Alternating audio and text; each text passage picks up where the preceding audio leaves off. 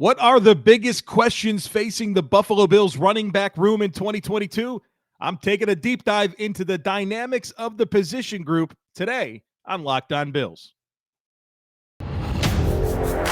You are Locked On Bills, your daily Buffalo Bills podcast. Part of the Locked On Podcast Network, your team every day.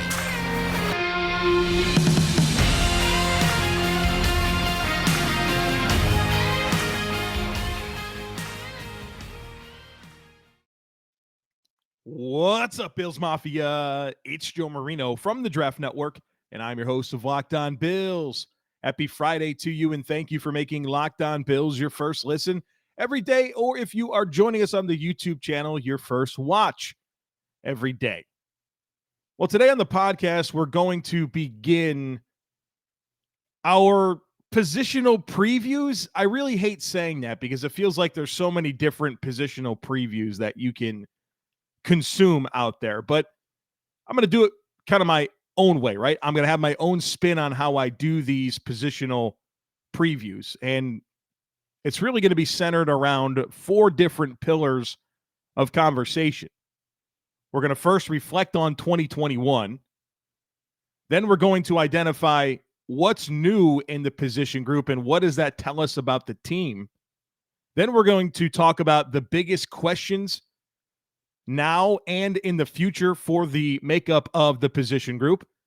And then we're going to close with my expectations for the unit in 2022. And so we're going to kind of break it down from four different angles and have hopefully good conversations that will set the right expectations and have the right understanding for the position group entering the season. And so it's not just going to be, these are the players, this is what they do, this is what will happen this year. This is going to be a little bit more nuanced of a conversation. So today it's all about the running backs. Let's dig into it. Let's first reflect on 2021. And not that this is the full measurement of the team's rushing ability and a reflection of the Bills' running back room, but statistically, the Bills were an outstanding rushing offense last year. That probably feels weird to you, right? Because you've been told or you feel like the Bills don't run the ball consistently well, and they don't necessarily have super productive running backs, but at the end of the day, the Bills were number 6 in the NFL in 2021 in total rushing yards. They were 8th in rushing touchdowns. They were 5th in yards per attempt. Statistically, a very, very productive rushing offense. But as we know, a lot of that has to do with Josh Allen's impact on the team's rushing success. Now, Josh Allen's a very talented runner. Good things happen when he runs the football. It should still be a part of what the Buffalo Bills do. But I think part of the reason Josh has to run the ball as often as he does is because the Bills aren't getting enough production from the running backs.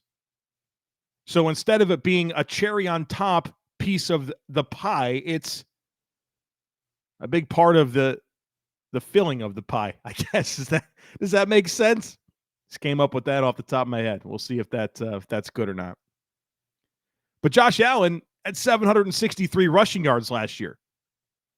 Including running backs, Josh Allen was 25th in the entire league in rushing yards last year. That's certainly going to bump up your volume stats in terms of yards and touchdowns and, of course, yards per attempt. Now, here's where it gets a little bit discouraging, is when you take away all of the quarterback rushing stats and you just measure running back production, running backs and running backs only across the entire NFL. Last year, the Bills running backs were 27th out of 32 teams in rushing yards. Not great, right? Especially when you understand the teams that were below them. The Giants, the Jaguars, the Steelers, the Panthers, and the Texans. Those were the 5 teams the Bills running backs outperformed in terms of rushing yards. Kind of weird when you consider how good of an offense the Bills have and how little production they get from the running backs. And that's not just running the football. The Bills running backs also did not make a big enough impact on the passing game. For the season, all the Bills running backs combined for 54 catches for 406 yards. Where does that rank among running backs and running backs only? 26th in catches, 28th in yards. I don't want to get ahead of myself, but hello, James Cook. Pretty low-hanging fruit, right? How can this Bills offense get better? Well, how about you get a lot more production out of these running backs? And I'm not even going to ask for top-tier production. How about just average? Imagine if the Bills' passing efficiency stayed what it is, but they get to league average or top 20 in output from the running backs from both a rushing and receiving perspective. Brandon Beane knew what he was doing when he identified attacking this running back room with adding a James Cook and that skill set, but also some of the vision that's we've seen with how the offensive line has evolved and how the coaching staff has evolved. Pretty excited about this. Really excited about this, actually. Now they get the yards after catch going, man, you're going to have something real special on offense. So reflecting back on the room is kind of what we've done in the overall production. But how about some of the individual players? Let's look at them. Now, Devin Singletary was phenomenal down the stretch last year, right? Including the playoffs. The last 6 games of the season, including the playoffs, were phenomenal for Devin Singletary. You know, and in those last 6 games, 102 rushes for 430 yards and 8 rushing touchdowns, 15 catches for 111 yards.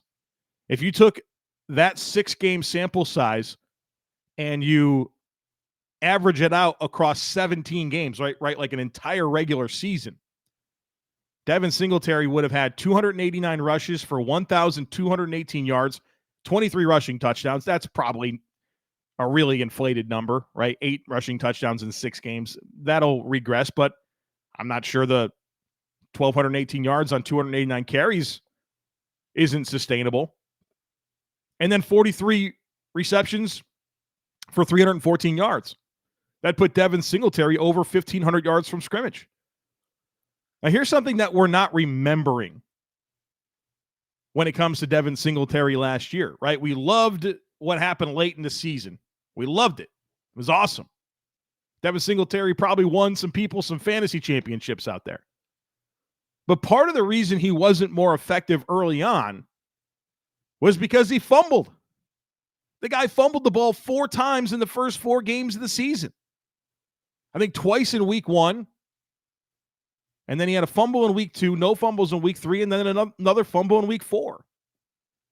You've seen the way Sean McDermott treats guys that fumble. He treats them like you should. Get off the field. You can't give the ball away. Now imagine if he didn't have those ball security issues early in the season, Devin Singletary might have gotten hot a lot sooner. He wound up having 5 fumbles on the year, so he had like 1 random fumble later on. But 4 fumbles in the first 4 games of the season, that was prohibitive in Devin Singletary kind of taking the step we saw late in the season. Now, we'll talk about some of those other dynamics that helped Devin Singletary take that step later on, but I do think we should be reminded and acknowledge that those early fumbles took something away from Devin Singletary's opportunity. Now, when you look at Zack Moss last year, really an interesting story to tell here because he was mostly a non-factor. He was a replacement level player, in my opinion. And if you recall, he wasn't active for week 1. And some speculation existed that it was to give him more time to recover from the season-ending injury that he had in the playoffs in 2020. But that wasn't the case. He was fully healthy. The Bills chose to not activate him for week 1. And then you saw the Devin Singletary fumbles. Hello, Zack Moss. Zack Moss played in 14 games last year. Very, very stark contrast between what he did in the first 7 games compared to the last 7 games. First 7 games for Devin Singletary last year, 65 rushes, 223 yards and 3 touchdowns, 18 catches, 166 yards and a touchdown. The second 7 games, everything's like cut in half.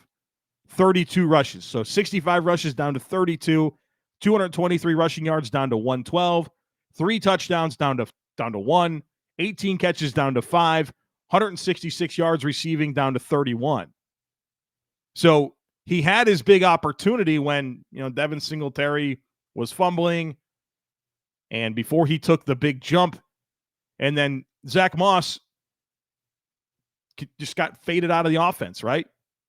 And that's discouraging to me because as he became more healthy, right, as he became more further removed from the injury, his contributions to the team declined.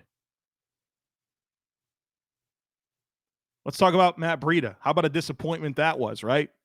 Kind of warned everybody about this in the preseason or after he was signed and in that conversation. He's a fast guy and that's it. No feel for the game, blown assignments, not running routes to the right side of the field, ball handling issues. He didn't help the team. I mean, he certainly made a couple of plays, but as that X factor speed back, didn't move the needle. And we've really yet to see the Bills actually get a third back going in any meaningful way, right? They've had TJ Yeldon. They had Matt Breida. They kind of struggle to get 2 backs going, let alone 3. And so that's one of the very interesting dynamics of this year's position group when you consider potentially there being 3 running backs that can help this offense. If you're living paycheck to paycheck or struggling to make ends meet, it can really be stressful when unexpected expenses come up. Now, Dave can help you get out of a pinch when you really need it. Dave is the banking app that can get you help and get you $500 instantly with extra cash. That's more money to fill your tank, buy a wedding gift, or catch up on bills. You can finally tackle those expenses that have been stressing you out without any hang-ups. There's no interest and no credit check needed. Millions of people have already downloaded the Dave app to get the financial relief they need with extra cash. So if you're in a pinch and need some extra help, download Dave and think of it as a helping hand from future you. Download the Dave app from the App Store right now. That's DAVE. Sign up for extra cash account and get up to $500 instantly. For terms and conditions, go to dave.com/legal. Instant transfer fees apply. Banking provided by Evolve, member FDIC. Future you will thank you.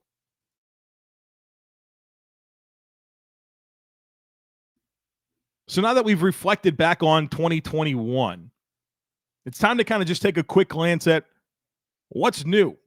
What's new about this room and what does that tell us?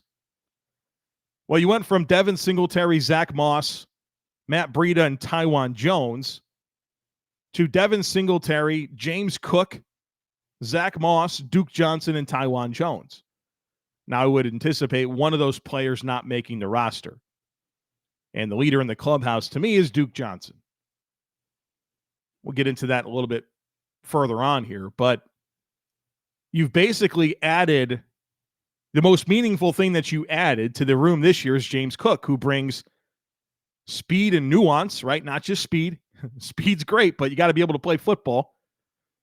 Speed and nuance, but also a really, really dynamic receiving skill set. And so as we have already kind of reflected back on 2021 and realized just how poor the contributions were from a receiving standpoint from the Bills' backfield, you know that they wanted to add a pass catcher. Obviously, when they went after J.D. McKissick and couldn't pull that off, and how pissed off Brandon Beane was about that, and a second-round pick invested on James Cook, they wanted that skill set. Clearly, they wanted that skill set. So they're looking for more contributions in the passing game. And that's really, really important Because as we've seen the NFL evolve in the way defenses are playing good quarterbacks, it's too high safeties and really flooding the coverage lanes, right? They want to flood the back end of the defense that way that they can have more guys in coverage to take away routes. Well, that makes it harder for your quarterback to slot throws down the field. What's your counter to that? Well, first of all, run the football, get them out of it, force them to play guys down closer to the line of scrimmage and in the box to create some spacing advantages, but also throw the ball to running backs. Those are the guys that you can get the football to, ask them to create and keep the chains moving. Those are going to be the players that are going to have a natural advantage just based on alignment with some of your flare routes and getting out into the flats. That's going to force a player to buzz down and tackle them, and they're in a really good spot to make somebody miss and convert, right? You've seen the Patriots for a bazillion years with James White and those types of players, Kevin Falk, just nightmares to deal with, and that just improves your overall ability to function as an offense. And the Bills needed that link, that missing piece of this offense. I think they got it in James Cook. So that's what it tells me. They wanted the speed dynamic, but they needed a better player, and they needed pass-catching ability. So what are the biggest questions now and in the future for the room? And I won't do it this way for every position group, but I want to kind of look at it player by player, because with running back rooms, it's a lot about complementary skill sets and how it all fits together to produce your backfield production. And let me go ahead and say this. If you have questions, like tough questions about other position groups and players, send them in, because part of what we're going to do in this portion of the discussion is answer a couple of the questions that were sent in, and I have some really good ones about Devin Singletary. So go ahead and send them in. We're going to get to all the position groups. So if something's on your mind, something really hard or challenging, or something that's a hang up for you in the room, or something underrated that we're not discussing, send it in. joe@thedraftnetwork.com is the email, at the Joe Marino on Twitter. But I'm going to kind of weave those into this portion of the conversation. Starting with Devin Singletary. And this is a question from myself, and I'm going to try to answer it as well. I think one of the real questions regarding Devin Singletary this year is the dynamics that made him successful late in the season last year versus what I think the offense is going to look like this year when it comes to the run scheme. The Bills under Brian Daboll, you've heard me say this a lot this offseason, they wanted to be a multiple scheme rushing offense. They wanted to be able to do gap runs. They wanted to be able to do zone runs. And that multiplicity sounds really, really good, right? Man, you can challenge them both ways. You want to be able to evolve what you do week to week to attack your defense that you're facing the best possible way. Sounds great. But you also have to have the skill sets to be able to do that, and you actually need to be good at it. And I don't think the Bills had the right mix of talent on the offensive line to be a multiple run scheme. So they committed to a gap-style rushing attack late in the season last year, and that coincided with Devin Singletary producing the best production of his career, the best 6-game stretch of his career. Now, if you ask anybody, and I did this, I was with my colleagues at the Draft Network a couple weeks ago, and I just asked them a question, just kind of polling around to see if there was a consensus. When you think of Devin Singletary, what style of rushing offense do you think his game translates best to? Everybody said zone rushing. Everybody said that. And I would say the same too. But he was more effective under gap runs. But I don't think that's because it's a misassessment of the skill set. I think it's just because the Bills didn't have the right scheme. Didn't have the right mix of players to do a zone rushing offense. And I'm going to go back and I'm going to call out 2 players. And I hate doing this because I really like Darrell Williams. He's a good football player. He just wasn't a good fit for what the Bills wanted to do when they did zone rushing offenses. And I'm also going to point out John Feliciano. When you're trying to run zone rushing plays and you don't have enough mobility up front, which is John Feliciano, below average athlete, Darrell Williams, below average athlete, right? If you don't have that lateral movement, then you're not going to be able to widen lanes when you're play side because you can't get to your landmarks. You're slow-footed. You're tight. You can't move effectively enough to widen those lanes, and you're sure as hell not going to hit the backside cutoff. Reach block and get a guy, get your hips around, set up cutback lanes, making sure that they can't penetrate from the backside and get to your running back. Constipate your offense. Talked about this. The Bills have zero athleticism questions on this offensive line now. The Bills probably have the most athletic offensive line in the NFL. The Vikings might have something to say about that, but the Bills have one of the most athletic offensive lines in the NFL. Anything you want to do laterally or from a range perspective, you got it. Bills have outstanding athletes on this offensive line. That's going to allow you to more effectively run a zone rushing attack. So that's kind of my biggest question is if the Bills are going to be a zone rushing offense and Devin Singletary's best success came when the Bills embraced a gap style system, what's going to happen? Well, I think the infrastructure in place is going to be really, really good for Devin Singletary to play in this zone rushing attack.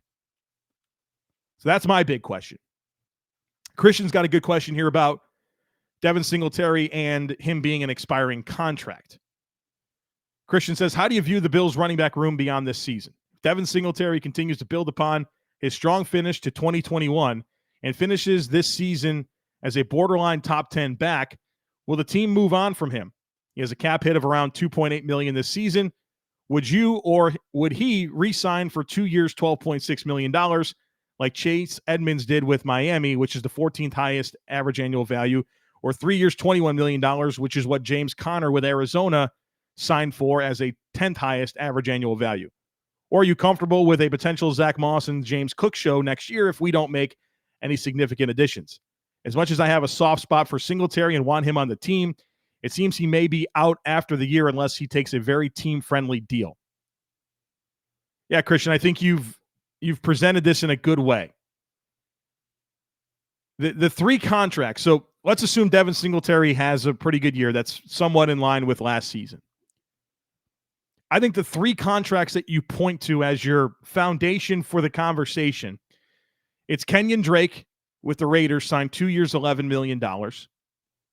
It's Kareem Hunt with the Browns, 2 years, $12 million. And Chase Edmonds with the Dolphins, 2 years, $12.6 million.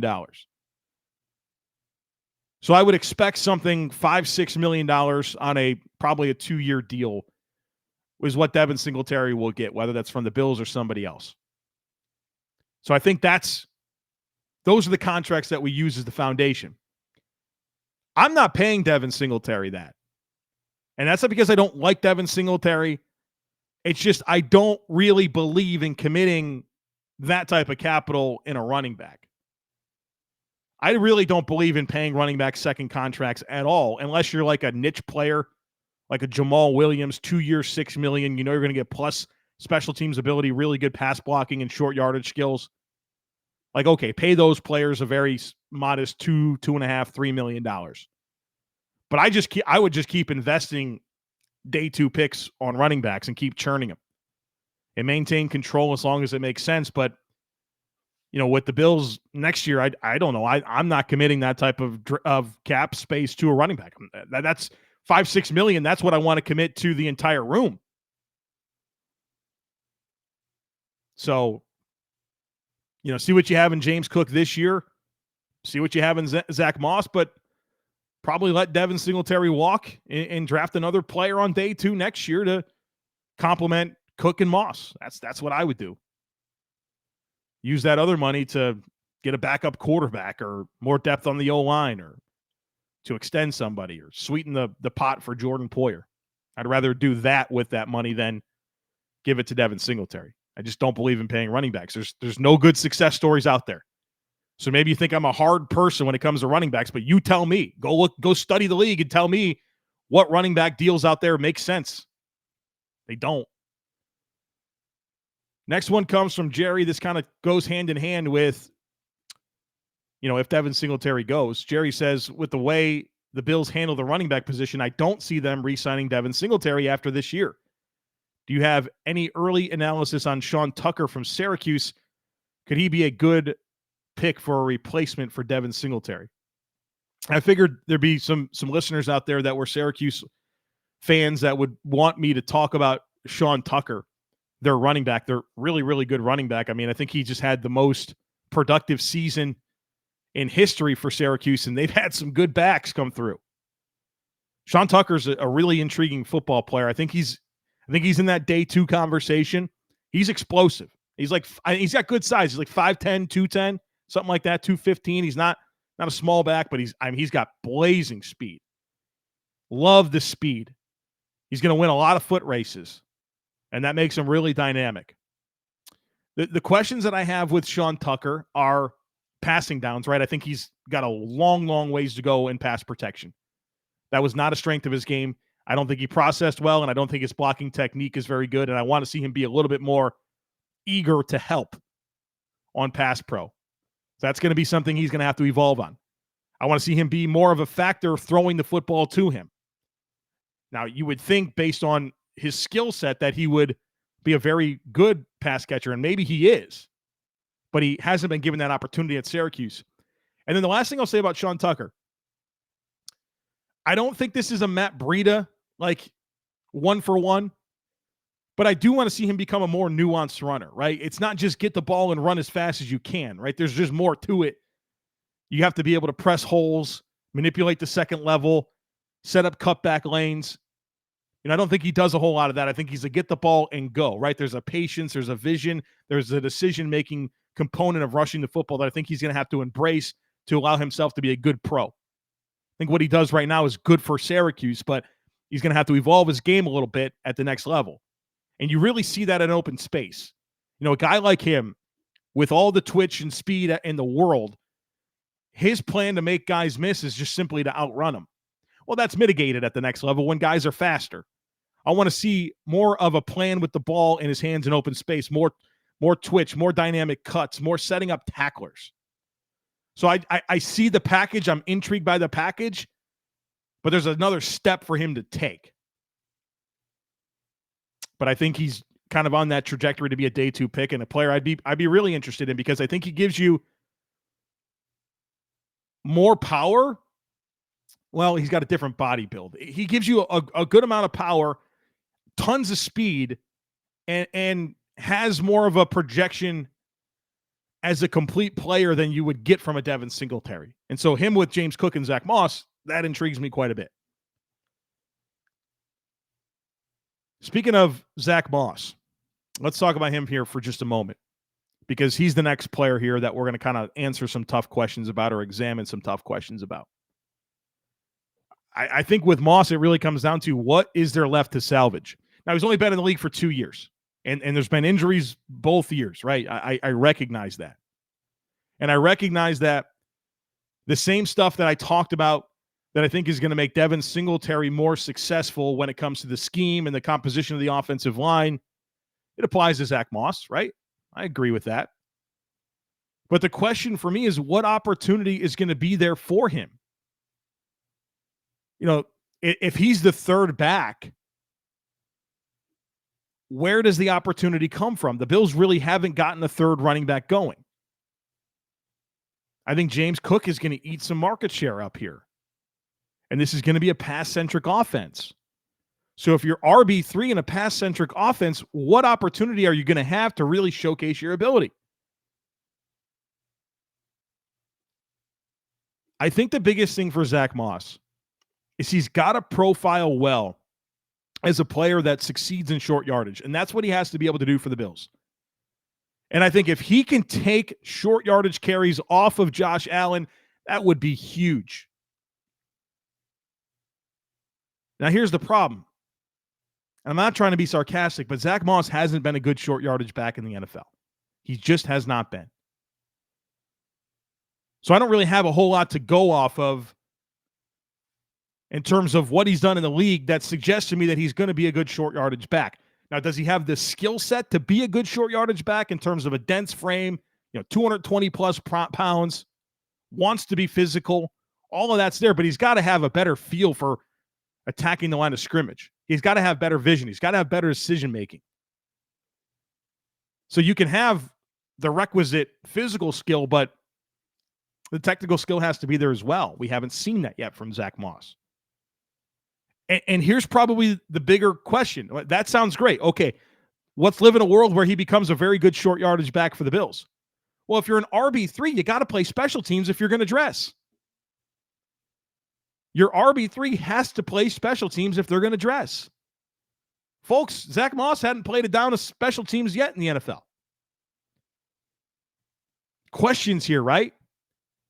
There's questions about how he can actually help this team. Now, I would love for him to be the short yardage back. Would love that. And I'd love for some of that to come off of Josh Allen, but I just don't get the warm fuzzies about it because I don't really have anything from his 2 years in the league that suggests that that's going to be on his plate or should be on his plate. I want to talk about James Cook, the rest of the running back room, the questions and the expectations for 2022. But first, I need to tell you about BetOnline, the number one source for all your betting needs and sports information. They've got everything you could ask for, the latest sports developments, league reviews, and news. They've got Major League Baseball that you can bet on, footballs, futures, Vegas casino games. They've got everything. It's really, really fun. They've got the over-unders right now for quarterback production. So if you think Josh Allen's going to throw for 4,600 yards or whatever and 35 touchdowns, you can go and they have the over-under set and you can pick. And those are really fun prop bets that you can look at, as well as, who's going to be the MVP and who's going to win the division and all that type of stuff. Tons of great stuff you can bet on. They have live betting and esports as well. It is awesome. My favorite place. They've got MMA, boxing, golf, Major League Soccer. Check it out. Head to the website today or use your mobile device to learn more about the trends and the action. It's BetOnline, and it's where the game starts.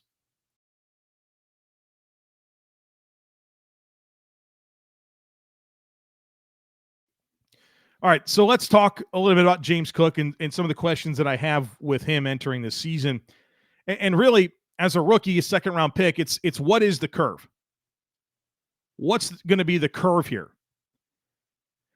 And I think there's some good reasons to believe that there won't be much of a curve, right? He played in the SEC, which is the best conference in college football. It's the most like the NFL. He's played against the best of the best.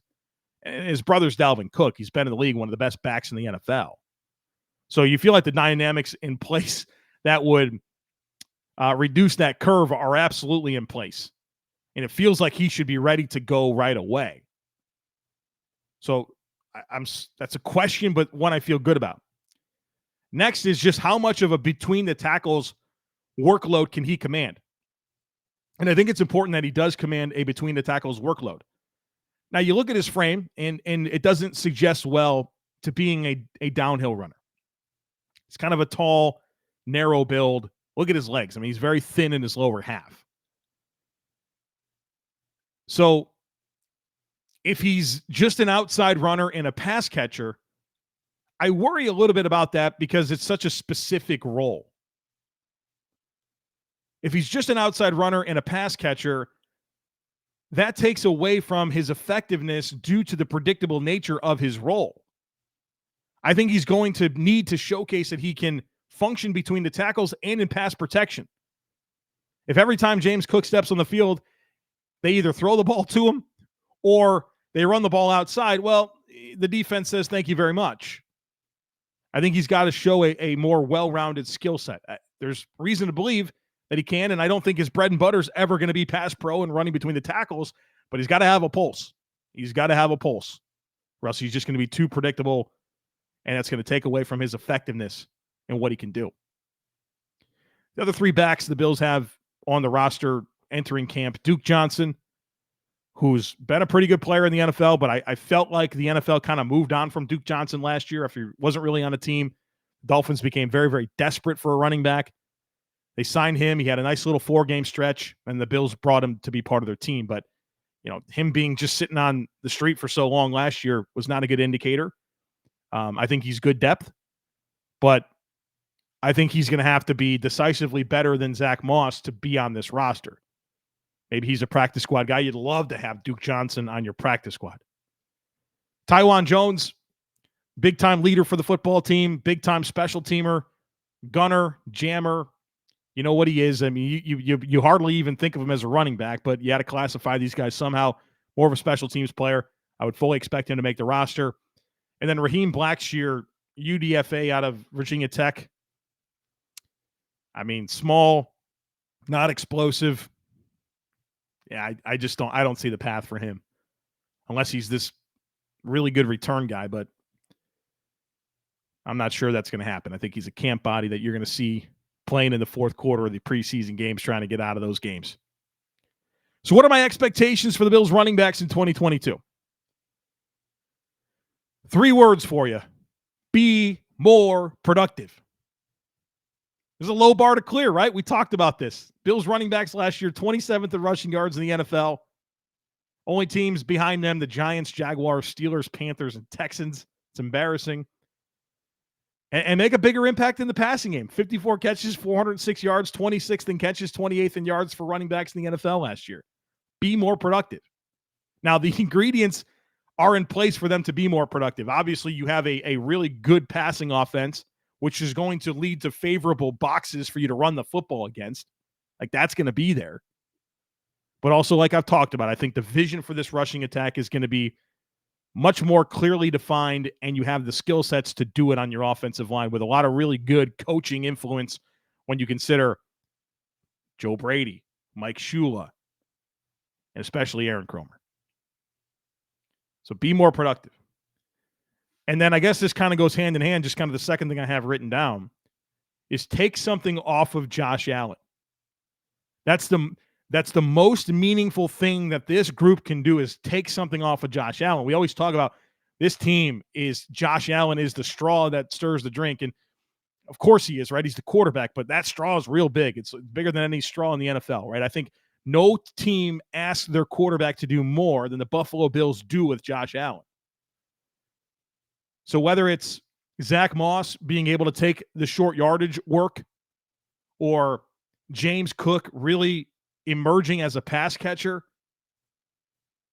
and instead of Josh Allen having to scramble as much to be able to check the ball down to James Cook, and so Josh Allen goes from being his own check down to throwing the ball to James Cook, that takes something off of Josh Allen. Take some be a more productive group, so that way you don't have to throw the ball 45, 50 times every single game. Be able to have different scripts to win games. I know the Bills love this idea of, hey, we want to be two-dimensional on offense and force other teams to be one-dimensional. Well, that's great. I love that.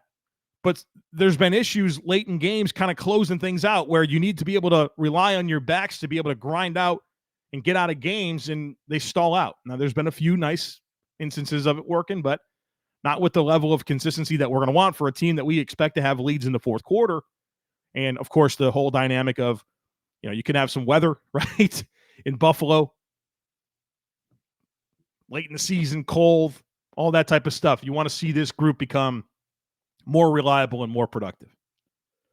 And with a really good infrastructure around them, the opportunity is absolutely there. So there you have it. We broke down this Bills running back room entering the season, and I thought this was a good conversation, and we're going to have it about all the position groups. So if there's anything you want me to specifically address or questions you have, please send them in. And that's it for this week. I hope you enjoyed. Would love it if you took a second to rate, review, share, and subscribe to the podcast. Have a great weekend, and I look forward to catching up with you again on Monday.